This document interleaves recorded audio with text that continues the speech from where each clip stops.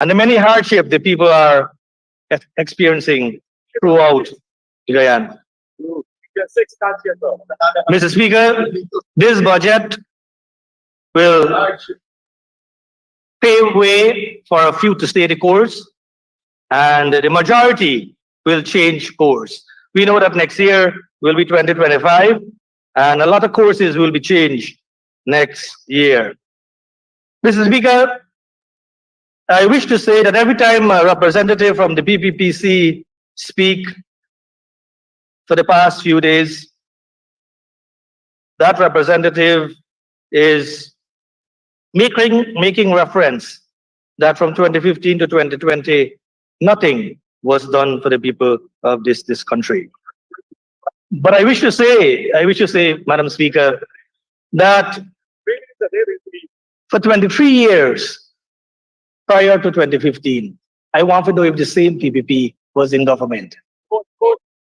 So coming here for the past week and saying to the Guyanese population that nothing was done from 2015 to 2020, I want to pose the question, what was done from 1992 to 2014? Good question. And the people knows the answer, and there is no need for us to get into that.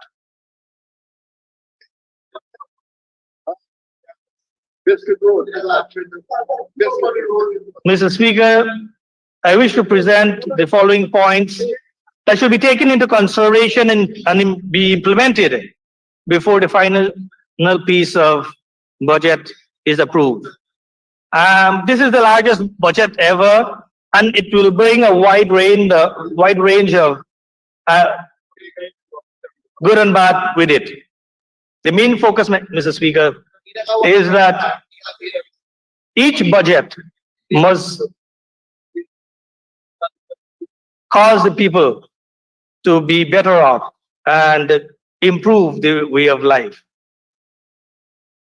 This budget widens the gap between the rich and the poor, and we know that only a few are giving the pie. The crumbs are for the poor people.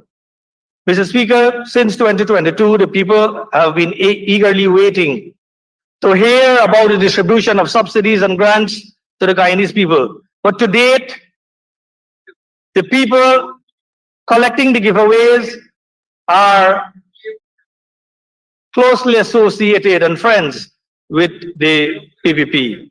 Every cash grant being distributed among the 10 administrative regions, the recipients were identified by operatives at the NDC and the RDC.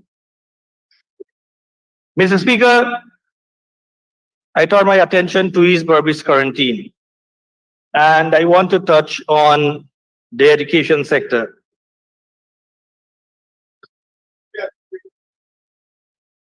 Madam Speaker, it is worthy to note that there is much need for the reform of the Education Act, Chapter 3901, and I wish to draw the attention of the Honorable Minister for Education and Legal Affairs that in this country we have a system whereby compulsory education is from 5/9 to 49.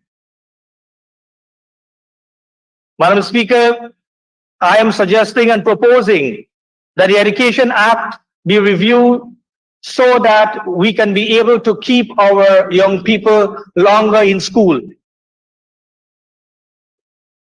So, at the moment, a child at 15 can opt not to be present in school.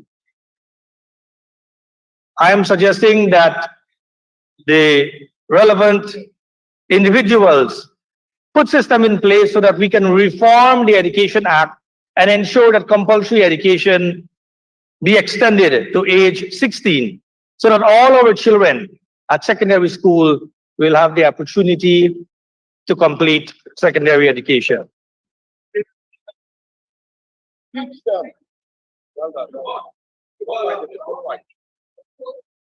Madam Speaker, at the moment, annually, 4,500 to 6,000 children drop out of school every year. And this is because of the poor administrative policies that we have as it relates to compulsory education.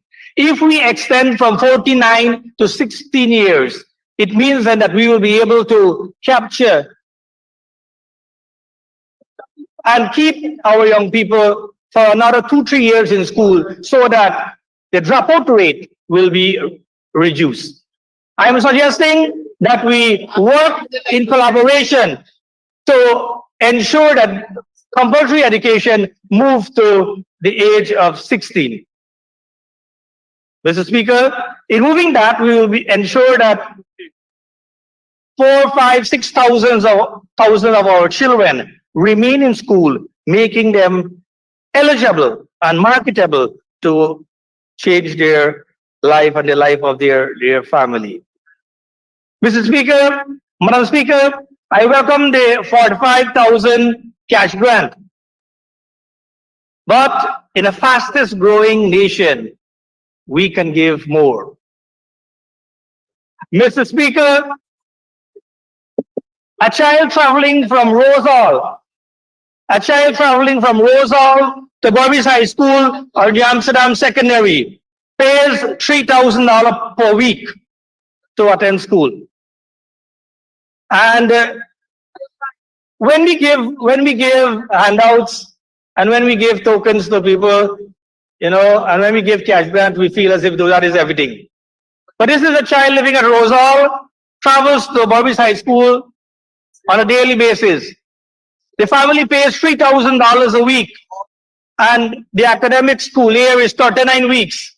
39 by 3 is $117,000 academic year. And you are giving 45,000 to say, take that. Madam Speaker, I am proposing that we put systems in place so that all of our children traveling to school must have free transportation. If not, give them the money so that they can pay. Madam Speaker, a child traveling from Skellen to New Amsterdam, Berbice High School or New Amsterdam Multilateral, pays $1,500 a day to go to school. $1,500 a day to go to school. 39 weeks, Madam Speaker, 292,500 a child pays from Skellen to go to school for 39 weeks.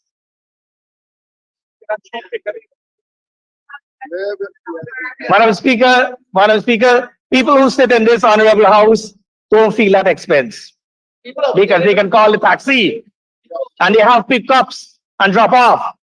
But the poor people living in Region 6, whose children awarded a place at Berbice High School and Amsterdam Secondary, have to dive down into their pockets to find 292,500 a year to send their children to school if they want to maintain them at Berbice High School or New Amsterdam. Right?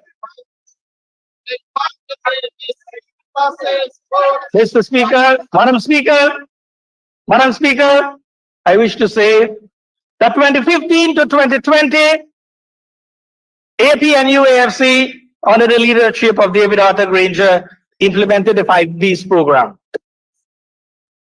Without $1 trillion budget, we had 5 big buses running in Region 6. And these were buses purchased by private citizens, donated to the regions, so that our children can have access to education. 5 budgets after 2020, and we only have 6 buses. So without $1 trillion budget, we had 5 free buses transporting children across Region 6. And well, I am coming to that, honorable member. And now we have 5 budget, and still we cannot transport our children. And to the honorable minister, how much children fit in the buses? During David Granger time, the buses were 60-seater. So we are replacing 5 60-seater with 6 30-seater. Are we going forward or are we going backward? You are replacing 5 60-seater buses with 6 30-seater buses. Are we improving? Mr. Speaker, Mr. Speaker, on education, why is it that the children in Region 6 did not receive exercise books 2020, 2021, 2022, 2023? This is something that happened across the country. 2015 to 2020, we had no $1 trillion budget, but children received. It will be good, Honorable Sanjeev Dattadin, if somebody could have put a picture and give the children free books. But it seems as if though that is not there. Madam Speaker, I wish to turn my attention to the school feeding program. Without a $1 trillion budget, we are able to provide meals, juice and biscuit for the year 1, year 2 nursery, year 1, year 2 primary, grade 1, grade 2 primary, and grade 6. We are having the biggest budget ever, Madam Speaker. Why can't we put system in place that all our nursery and primary children will have a breakfast at school? We are proposing, then move quickly if you are moving. Don't wait for another budget. We are proposing that as of now, all our children at the nursery and primary level be given a meal so that they will be in school. The nursery, year 1, year 2, grade 1, grade 2, and grade 6, the meals, very much appreciative. Parents are very, very happy for it. What about the children in the grade 3, 4, and 5? Madam Speaker, as it relates to health, I want to say to this Honorable House that we have to be a bit more careful as it relates to health. Things happening in Region 6 as it relates to health. Mr. Speaker, Madam Speaker, Region 6 is under tight pressure. Tight pressure.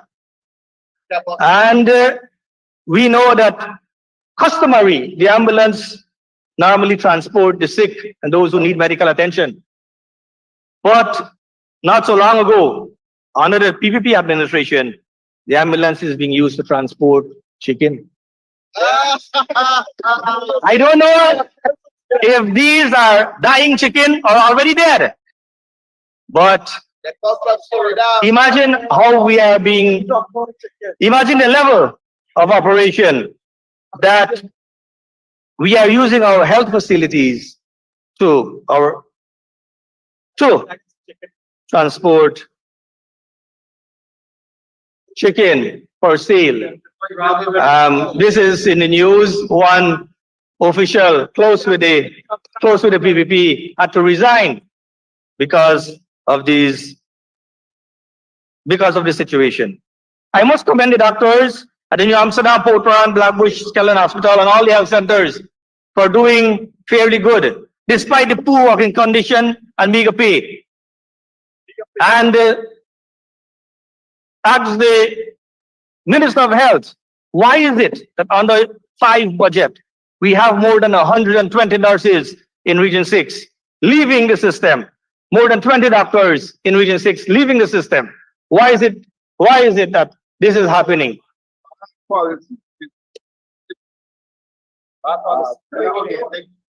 Madam Speaker, we will be having a 3-story state-of-the-art hospital in Fort Kanji.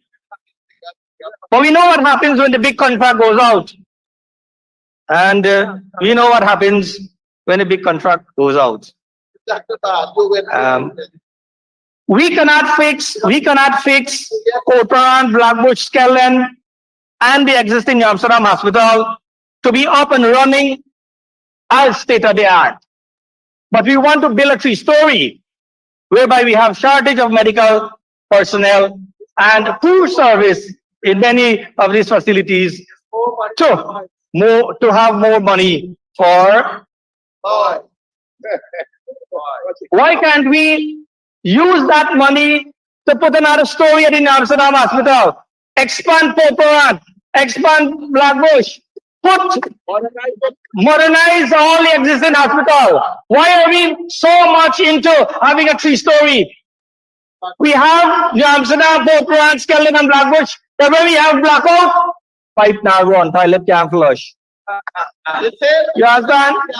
Why can't we up the standard of the system that we have instead of going to build a 3-story? So if we fix Skeleton Hospital, we facilitate people in the upper quarantine and Suriname. We want to build New Amsterdam, a 3-story, put more cost on the people traveling from the quarantine to go to New Amsterdam to join long lines. Are we moving forward? We need to bring the service to the people where they live, not to travel miles to get to facilities.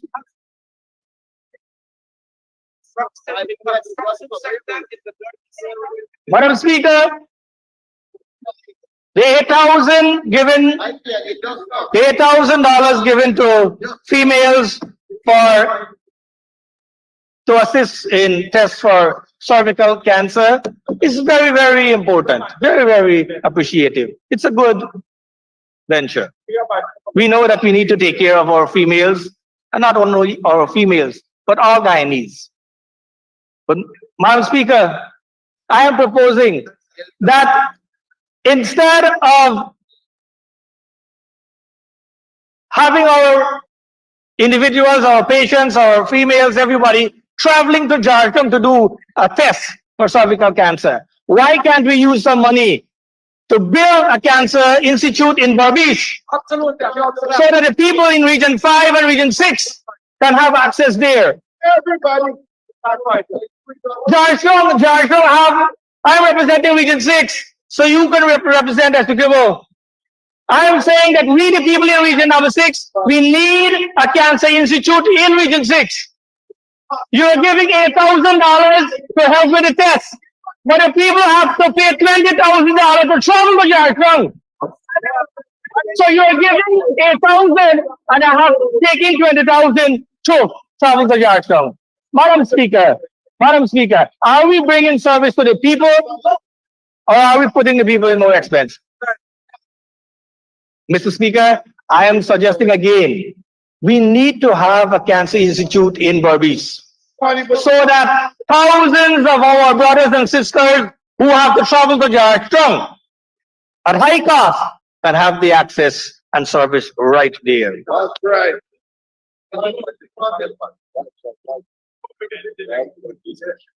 Mr. Speaker, I indicated about the blackout and the water. Imagine our public facilities. This includes our schools as well. We have our schools in Region 6. When there is a blackout, toilet don't flush. We have thousands of children using these education facilities. I'm saying we need to have a system in place so that our children and those who are in need of the service can have access. Most of the systems that we have are automatic. So when there is blackout, no water. I asked the Honorable Minister responsible for housing and water when systems can be put in place so that we can still have water when... Honorable Member, you require an extension to continue. Thank you, Madam Speaker. Madam Speaker, I do move that the Honorable Member be given 5 minutes to conclude. Granted. Please conclude your... Thank you. Thank you very much. Thank you very much, Madam Speaker. I turn my attention to the Ministry of Labor and Public Service.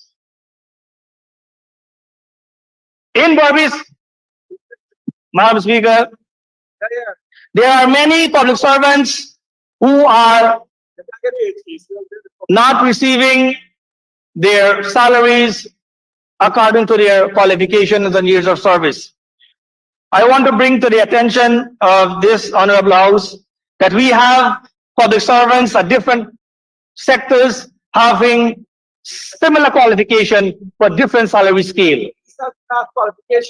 We have teachers with their trained teacher certificate and their degrees having X scale, and we have regular public servants in the public service with their qualification and they are not having the same scale. Even though we have individuals who are far more qualified in one sector, not having the benefits like the person in the other sector.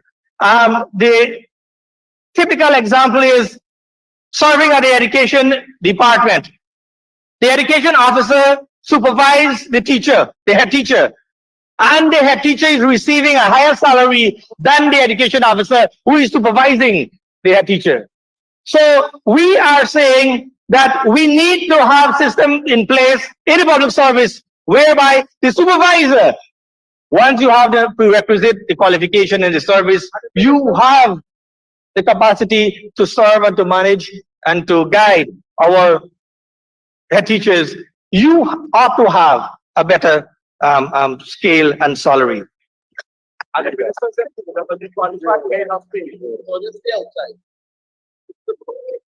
Mr. Speaker, Madam Speaker, as it relates to human services, I want to say to this Honorable House, the $3,000 seems as if though it is a big thing for us.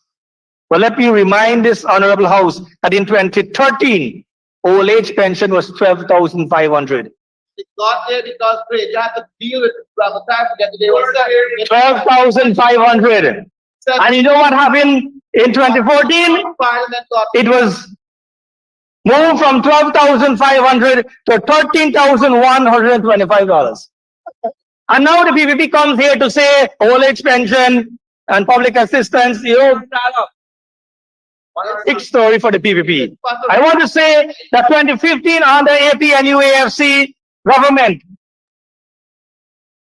old age pension moved from $13,125 to $17,000 without the $1 trillion budget. yeah. Another Let it be registered, without the $1 trillion budget. Old age pension was moved from $13,125 to $17,000.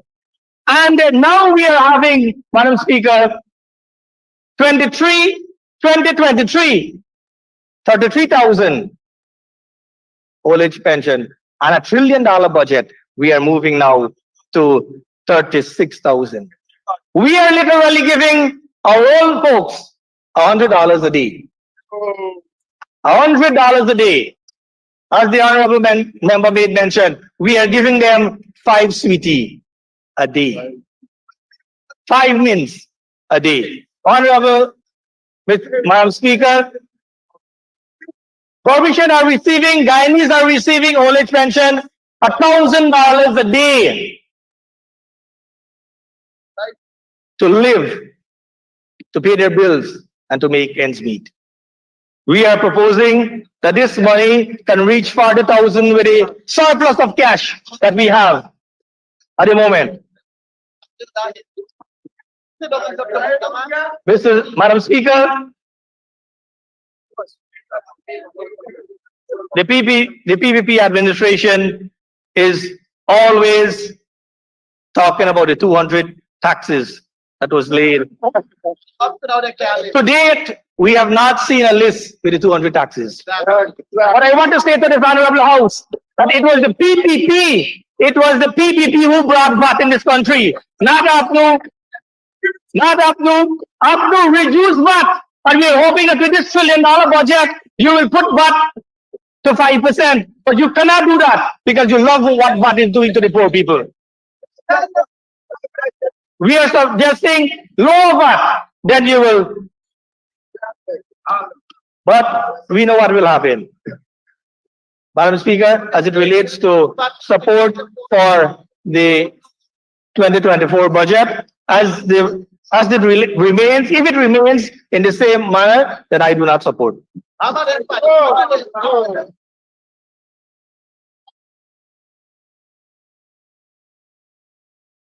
Thank you very much, Honorable Member.